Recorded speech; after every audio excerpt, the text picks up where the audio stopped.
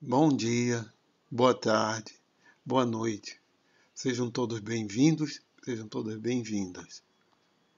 Eu sou o professor Pedro Pontes e essa é a nossa segunda aula preparada especificamente para a turma de Filosofia da Biologia, seja no curso livre, seja em alguma disciplina optativa ou complementar. Hoje, o tema é Leis e Teoria em Biologia, que é baseado no capítulo 3 do livro Filosofia da Biologia, que é uma de nossas referências básicas. O autor desse capítulo é Pablo Lorenzano, que é professor titular da Universidade Nacional de Quilmes, na Argentina, e pesquisador independente do Conselho Nacional de Investigações Científicas e Técnicas Argentina. Vamos começar examinando primeiro a concepção clássica das teorias e, consequentemente, a concepção clássica de leis científicas. Leis naturais ou científicas, a gente vai falar dessa diferença.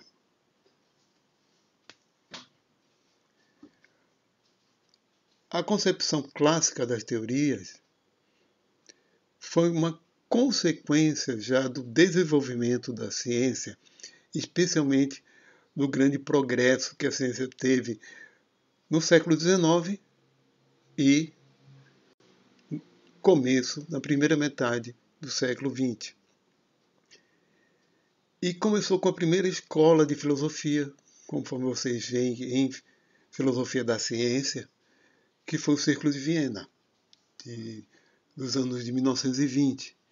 E vários autores continuaram o seu trabalho até, como diz Rudolf Carnap, em 1956, e ele também publicou em 1966, falando dessa concepção clássica, ou dessa abordagem clássica da filosofia da ciência em relação às teorias científicas.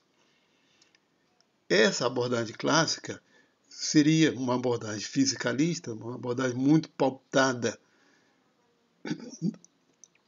nos resultados da física, do que tinha sido frutífero pela física, e a questão em si das teorias é que teorias são o quê? Nesse sentido ortodoxo, que são um sistema axiomático e um sistema de regras semânticas para a sua interpretação. Vamos lá. O que seria um sistema axiomático? Seria um conjunto de enunciados básicos, fundamentais, e esses enunciados fundamentais seriam como axiomas para a dedução do que é secundário, do que é derivado, formando um conjunto todo logicamente coerente, logicamente estruturado. Sim. Então, e qual seria o conceito clássico de lei? São os axiomas dessas teorias. E a lei, desse ponto de vista, ou dessa abordagem, teria que conter pelo menos 4 características. A forma universal, ou seja, são axiomas, são enunciados que deveriam ter validade universal, que fossem válidos tanto para aqui, para o planeta Terra, quanto para qualquer canto do universo. Alcance ilimitado, não designar nos seus enunciados qualquer objeto em particular e ser formado por uma terminologia geral. Agora a questão que se coloca é o seguinte: deste ponto de vista,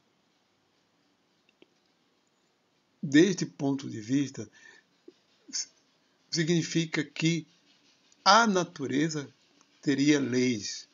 Lembre-se do conceito de cosmos dos gregos e que influenciou a filosofia por trás da teologia cristã, influenciou também o nascimento da ciência moderna, em que no universo existem regularidades, no sentido de regular mesmo, de lei, que estão por trás da organização ou da ordem do universo. E um papel do cientista seria descobrir quais são essas leis que governam o universo. Isso no sentido clássico ortodoxo. Então, essa visão ortodoxa é uma herdeira dessa tradição. Acontece que isso é problemático. À primeira vista não é, mas torna as ciências tão restritivas ou tão duras que acabou sendo problemático mesmo, conforme a gente vai ver. A questão é a seguinte: qual a diferença entre leis naturais e leis científicas? Até que ponto essas leis que a ciência estava descrevendo era de fato da natureza em caráter ontológico, ou são regularidades formadas a partir do nosso conhecimento, a partir da nossa pesquisa, a partir da nossa investigação empírica sobre a natureza, de como nós descobrimos regularidades em relação à diferença. Então, é uma questão ontológica ou epistemológica. Certo? Em relação às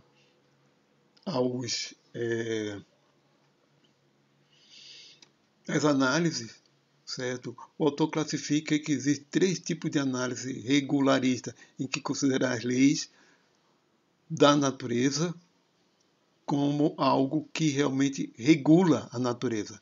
Tem os regularistas humeanos, né, em homenagem a Hume, que considera que não existe necessários na natureza, não existem leis necessárias.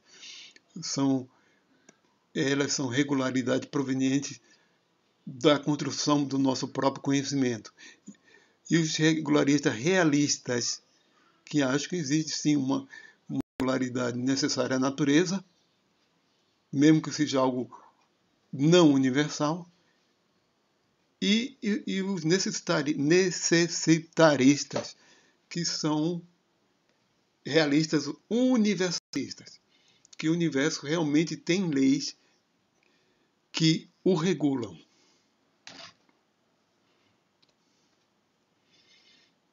Bem, agora vamos para entrar no nosso cerne, na nossa questão.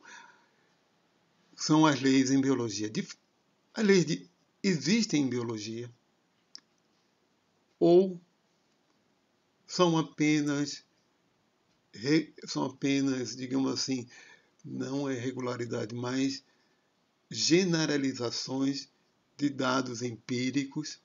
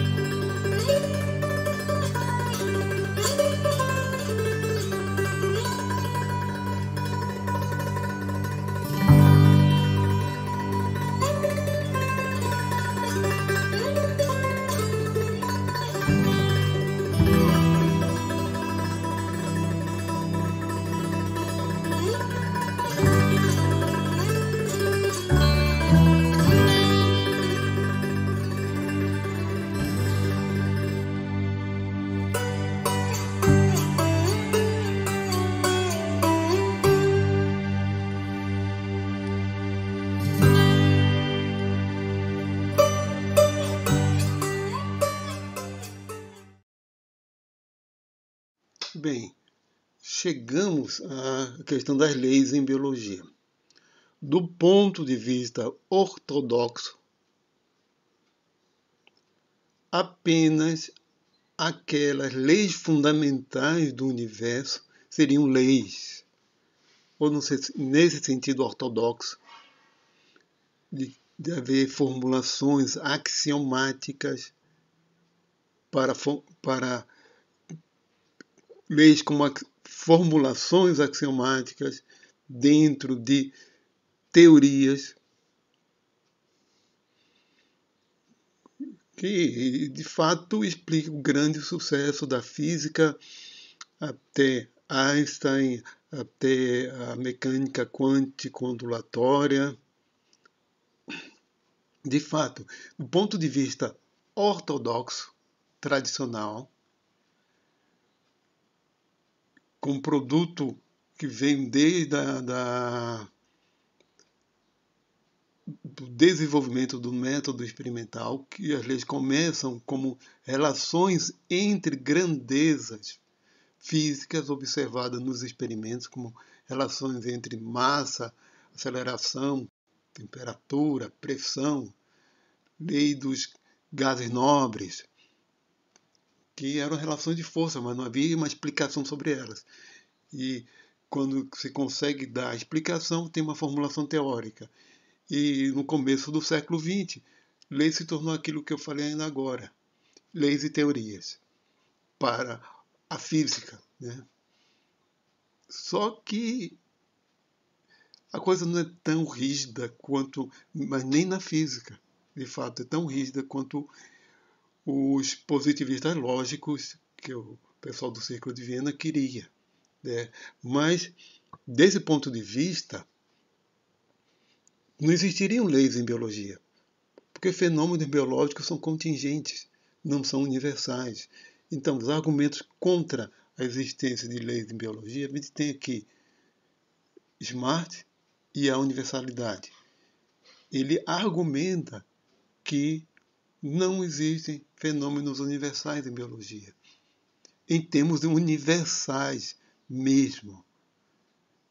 que o fenômeno biológico é algo aqui da Terra e nada garante que o funcionamento de putativos seres vivos existentes em outro lugar no universo, em algum outro planeta, sabe-se lá, pode-se ter vida organizada, vida, lógico, obviamente tem que ser organizada, mas uma organização da físico-química da matéria a ponto de gerar sistemas vivos e eles serem e se manifestarem de uma forma totalmente diferente, mesmo assim ser um fenômeno equivalente ao que a gente chama de vida.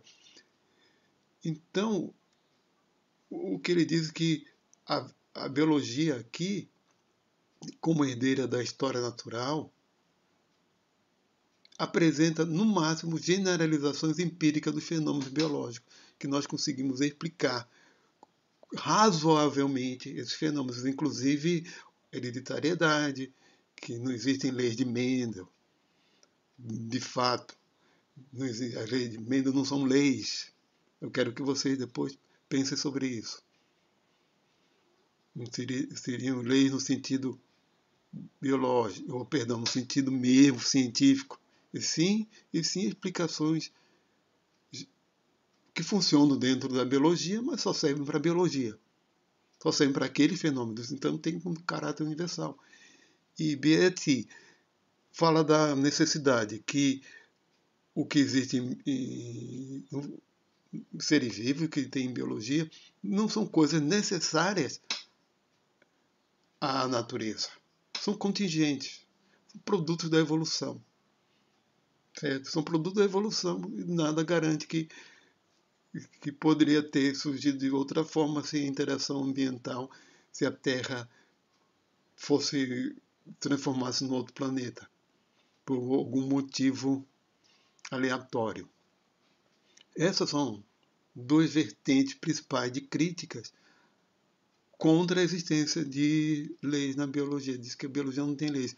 Aliás, eu acabei de me lembrar também que na época desse Smart, que é nos anos 60, fazia-se crítica até mais pesada contra as ciências sociais, dizendo que elas não eram ciências. O próprio Feynman, ganhando o prêmio Nobel dos diagramas de Feynman, Richard Feynman, ele tem um texto que ele fala tudo, que as ciências sociais ali é tudo menos ciência, usando o mesmo tipo de argumentação. Se esse tipo de argumentação é válido contra a biologia, imagina contra as ciências sociais. Né? Mas não é por aí. Essa é uma visão talvez muito rígida, muito ortodoxa, né? Que a gente não pode desqualificar um campo de pesquisa científico dizendo que para ser de fato científico tem que ter um alcance que seria digamos assim, um alcance universal, mas seria no nosso entender. Até que ponto existe esse alcance universal no nosso entender, no entender do nosso intelecto? Nós não temos. Eu creio que seria muita pretensão do ser humano, esse tipo de coisa. Então, as críticas em relação a essas críticas, em defesa da existência de leis em biologia. Esses autores, Rose Manson e Carrier, eles fazem críticas a Smart e a Beatty, certo? E Brandon sobre Elgin, sobre a lei biológica. Quais são as críticas? Primeiro lugar, nessa defesa, eles fazem crítica ao próprio Smart e Beatty e os argumentos semelhantes, certo? Voltando aqui, a questão da universalidade, e o outro sobre a necessidade que os fenômenos biológicos não são necessários à natureza, certo? Em primeiro lugar, criticar o próprio Smart no texto dele, que ele mostra muita superficialidade em relação à própria biologia. A própria biologia ele deixou muitas brechas, ou seja, ele não entende de biologia para poder fazer essa crítica. E mesma coisa o Beren, a respeito da teoria da evolução e de alguma lei envolvendo que sobre a falta de necessidade da natureza, eles deixaram também muitas brechas. Né? E o Breno sobre Elgin fala que existem sim leis, agora eles falam de efeito das leis, que são leis não empíricas, não são generalizações a partir de dados empíricos, e sim são leis que podem ser expressas a priori. São formulações teóricas que permitem a gente fazer previsões, permitem a gente fazer as explicações, fazer as previsões necessárias.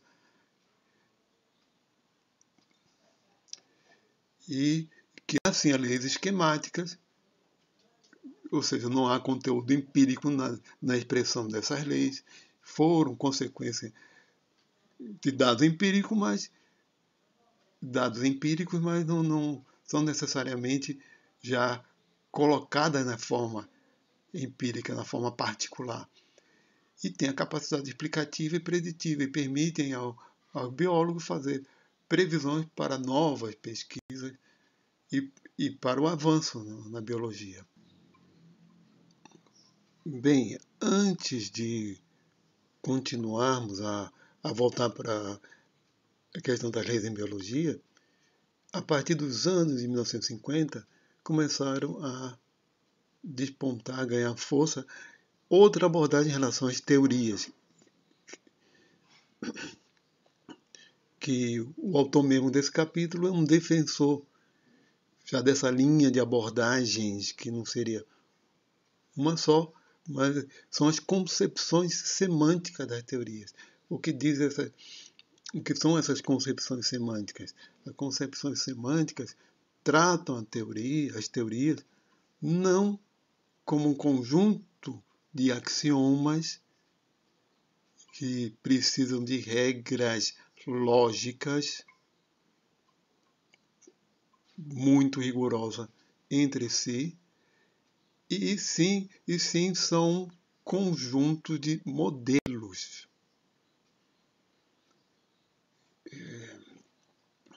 Então, ele fala que deixou de haver uma abordagem sintática de termos axiomas, bem no sentido matemático, para termos modelos, ou seja, esquemas interpretativos da natureza. Então, esse autor fala da questão dos modelos como uma forma de representar a natureza que tem que atender certos pré-requisitos para poder representar o fenômeno, para se adequar ao fenômeno. Mas todo modelo é uma representação abstrata, é uma representação semântica. Então, o que seria uma teoria desse ponto de vista? Colocando aqui de forma bem resumida. Um conjunto de modelos característicos daquela teoria, para a amplitude dos fenômenos que aquela teoria quer explicar. E tem que haver, por consequência, a identificação dos fenômenos que ela quer explicar e a representação adequada desse fenômeno, em termos de representação teórica, da terminologia, etc., como é que aqueles fenômenos são representados a partir daqueles modelos. Lembre-se, eu já coloquei aqui na aula que é para a história e filosofia das ciências naturais, que é a questão da modelização. Certo? Mário Bunge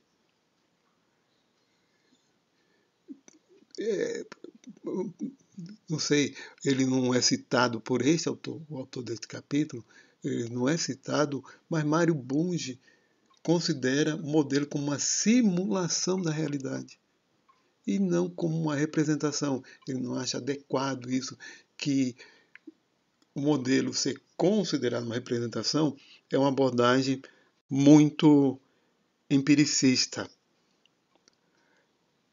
do que seria um modelo. E que um modelo também não é uma mera ferramenta epistemológica, nem também um substituto ontológico, é uma simulação. Ele tanto tem características epistemológicas quanto ontológicas, né? Sobre o que ele representa. Então, a noção de lei fundamental nessa concepção, que é uma concepção estruturalista das teorias, que a consequência é uma forma de estruturalismo, em que as leis,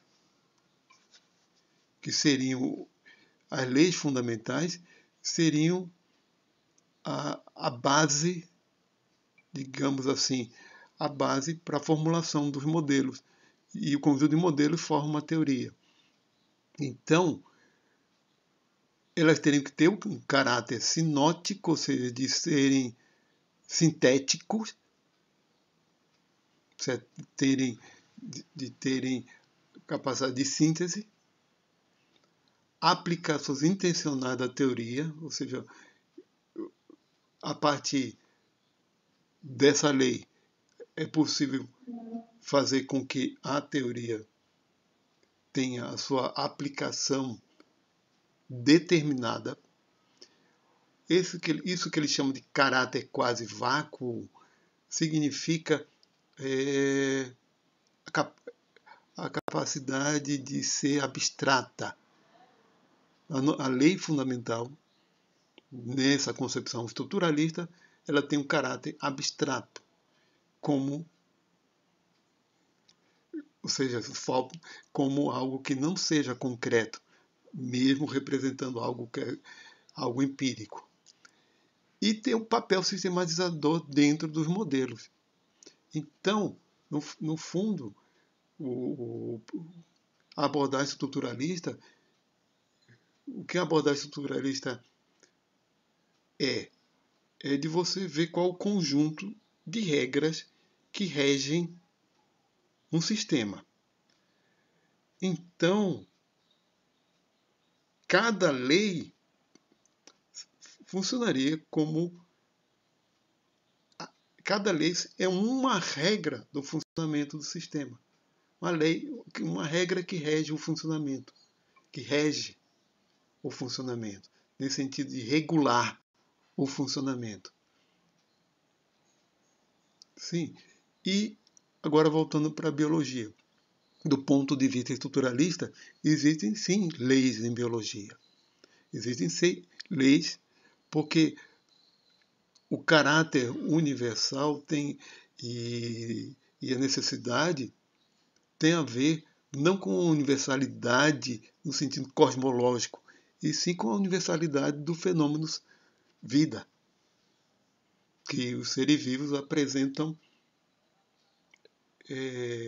os sistemas vivos apresentam conjunto de regras que são fundamentais para eles. Não interessa se é uma bactéria ou o ser humano.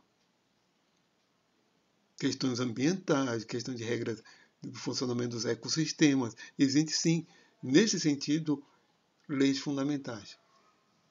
Eu, particularmente, não sou estruturalista por outro motivo, mas no sentido mais metafísico. Sim. Agora, como abordagem metodológica, se trabalhar em cima de um sistema para se reconhecer quais são as regras de funcionamento dele, sim, é uma abordagem válida, do mesmo jeito que a abordagem mecanicista também é válida como uma abordagem reducionista. A abordagem estruturalista, de certa forma, tem algo de reducionista nela, mas eu entendo, vai voltar a falar em estruturalismo mais adiante. Lembre-se do reducionismo da aula, falado na aula passada, certo? Então, se coloca o quê? Que não há necessidade, para haver leis em biologia, de se ter um caráter universal. E nem que o caráter seja necessário à natureza que essas leis existam. Elas são necessárias ao fenômeno vida. E sim, é possível sim a prioricidade de leis em biologia. Ou seja, que o conjunto de regras a priori, que podem ser colocadas de forma a priori. E tem esse papel sistematizador. Certo? Agora, o autor ele termina o livro fazendo uma crítica à questão da genética clássica de populações. Vocês que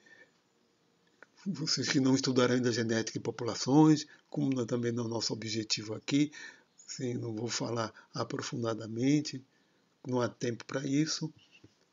E ele faz uma crítica sobre a genética clássica de populações, que para muitos geneticistas ali existe uma lei que é do Erhard Weinberg, em homenagem a um matemático inglês e a um médico alemão do começo do século XX, em que diz que o conjunto de alelos de uma população tendem a um equilíbrio.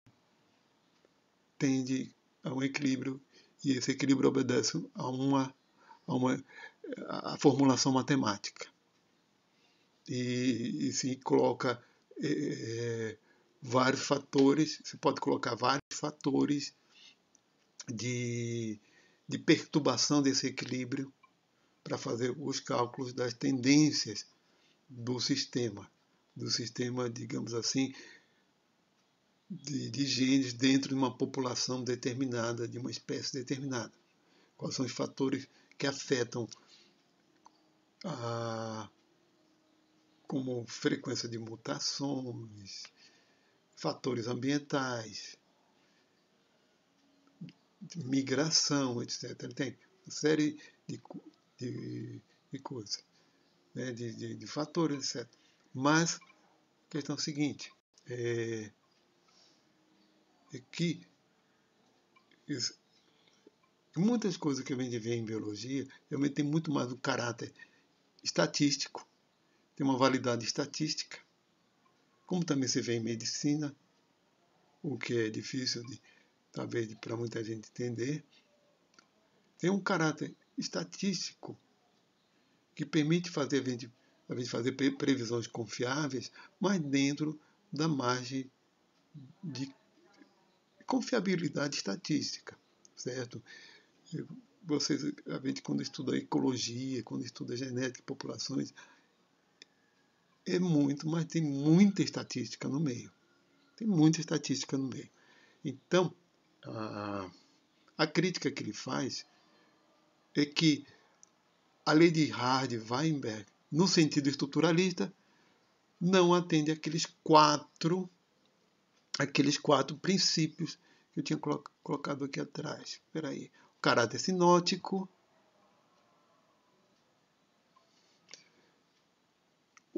de ser simplificador, porque não é a validade em todas as aplicações intencionais da teoria, porque a genética, aquele equilíbrio de Hardy-Weinberg requer depende muito do contexto. Você tem que colocar nas equações variáveis contingentes. Então perde esse caráter também quase vácuo de não ter dados empíricos, ter equações que funcionam por si mesmas. que não precisam de dados empíricos. Sim, então, realmente, a genética de populações vive atrás desse equilíbrio. É como se ela vivesse atrás do equilíbrio. E não o equilíbrio está lá para regular como é a distribuição dos genes na população. Mas, então, desse ponto de vista, segundo ele, perdão, estou voltando. Segundo ele, desse ponto de vista, a genética, a lei de Hardy-Weinberg não é um exemplo de lei. Mas, de qualquer forma, é um exemplo de um princípio sistematizador, organizador, de um princípio entre as populações do seres vivos, entre a frequência de alelos. Mas fica aqui a pergunta para vocês também. O desafio é: quais são, de fato, as leis da biologia? As leis de Mendel são leis, mesmo no sentido estruturalista, ou no sentido ortodoxo, não são. Ou a gente teria que procurar outros tipos de abordagem. Leis de Mendel ou princípio da seleção natural dentro da teoria da evolução, etc, etc. Aqui a gente pode pensar em um bocado delas.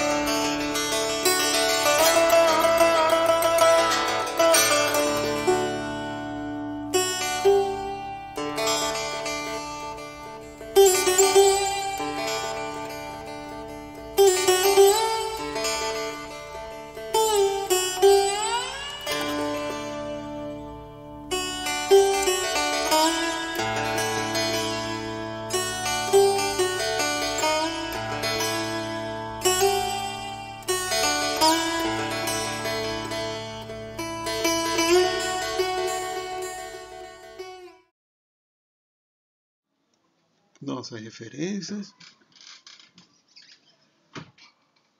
Opa, sai aqui da frente da webcam.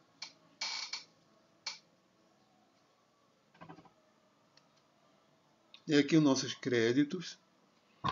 Muito obrigado a todos e a todas e até a próxima aula.